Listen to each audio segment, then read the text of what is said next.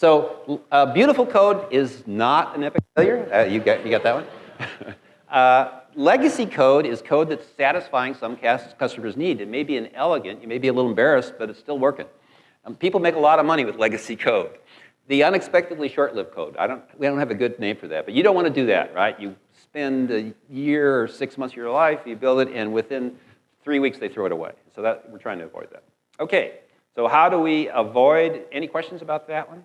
How do we avoid that? And what we're going to talk about is, okay, we're going to talk about 3 approaches here. These development processes, also called life cycles. A classic one, the first one is called Waterfall. It came from the hardware community, a version that kind of is more flexible with software involving prototypes called Spiral, and Agile is this relatively new one that this class is about.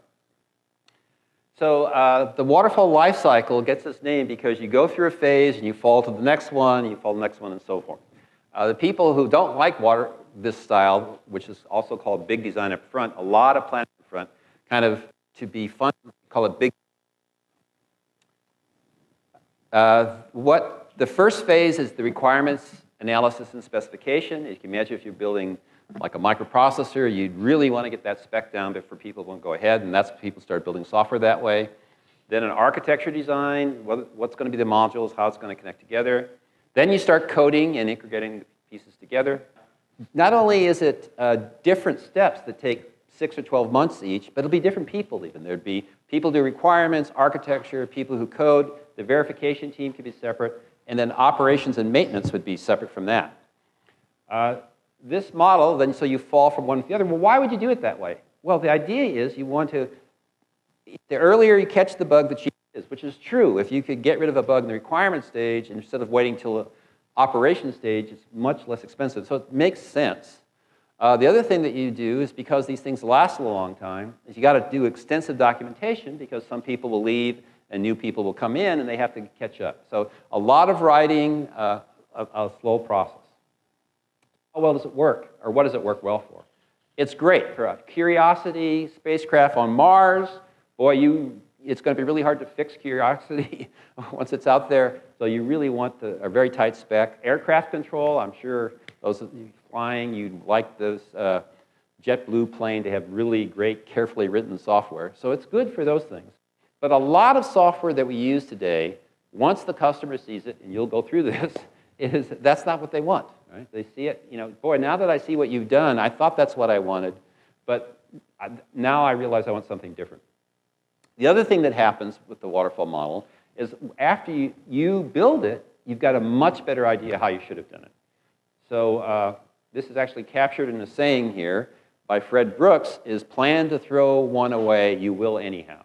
So his idea, you should throw this away. So we're going to, both in the book and in the course, we're going to quote Turing Award winners. You can't get a Nobel Prize in computer science. It's not one of the fields. So the highest award in computer science is the Turing Award from the Association of Computing Machinery. Fred Brooks, who's one of my personal heroes, got it for making big contributions in 3 things: architecture, operating systems, and software engineering. And he wrote probably one of the most famous computer science books of all time, The Mythical Man-Month, about his experience of trying to do software for the IBM operating system.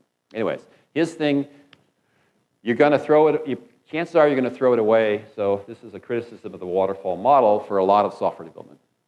So, and not surprisingly, if people complained about the waterfall, the people would come up with a new life cycle approach, and this one's called the spiral approach. And you'll see from the next slide. But the idea is, let's build a prototype going through all those phases that we talked about for waterfall development.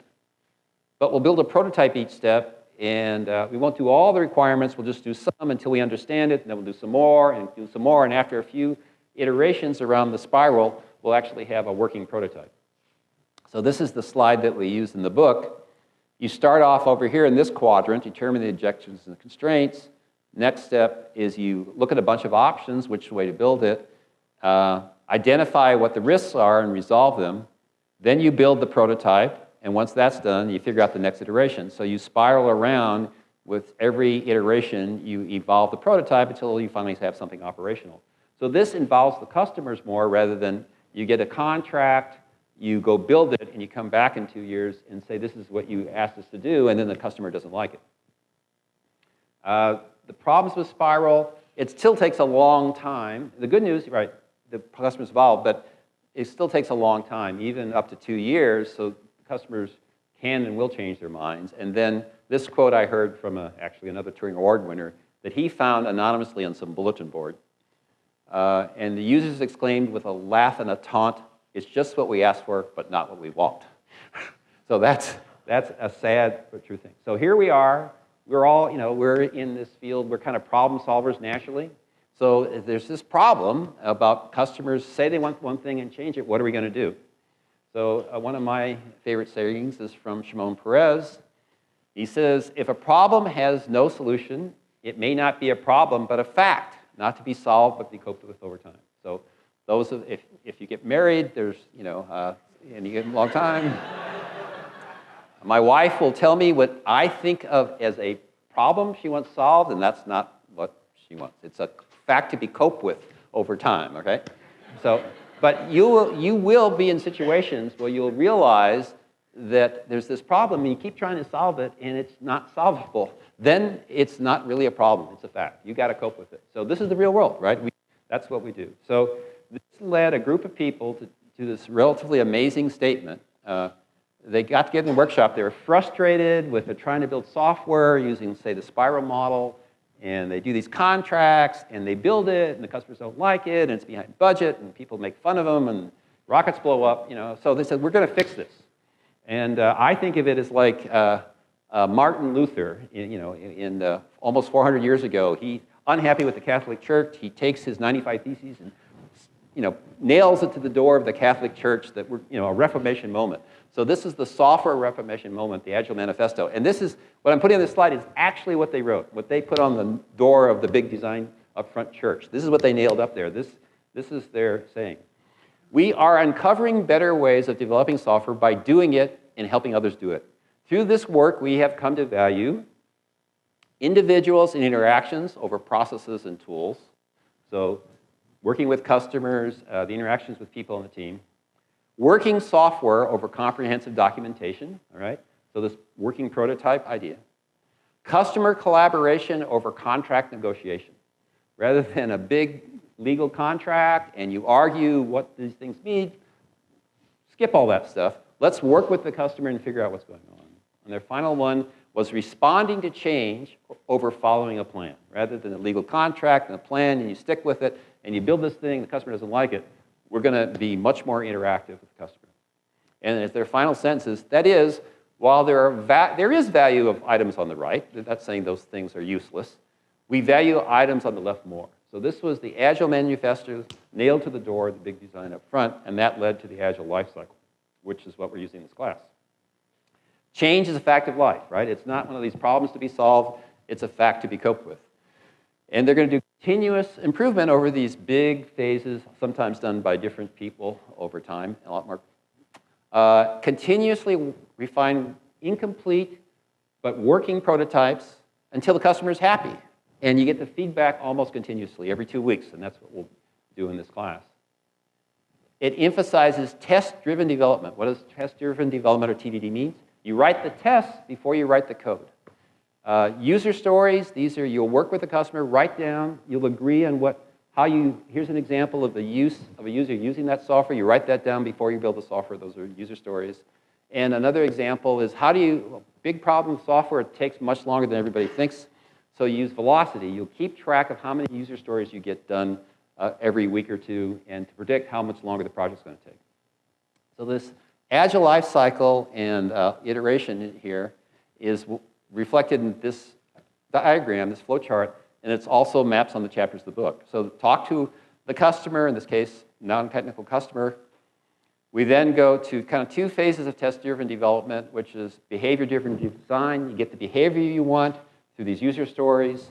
Then we go through test-driven development. You write the test before you use it. Next, measuring this velocity talked about. You deploy it in the cloud. That's how TAs are going to evaluate it. And that's an iteration. You go back and do it again. What about the legacy stuff? Well, it turns out, good news from our perspective, as Armando read books about it, the same techniques of behavior-driven design and test-driven development are useful in dealing with legacy code. Basically, if it's undocumented, you need to write some tests about the part you want to change, and you'll use those same techniques before you change it.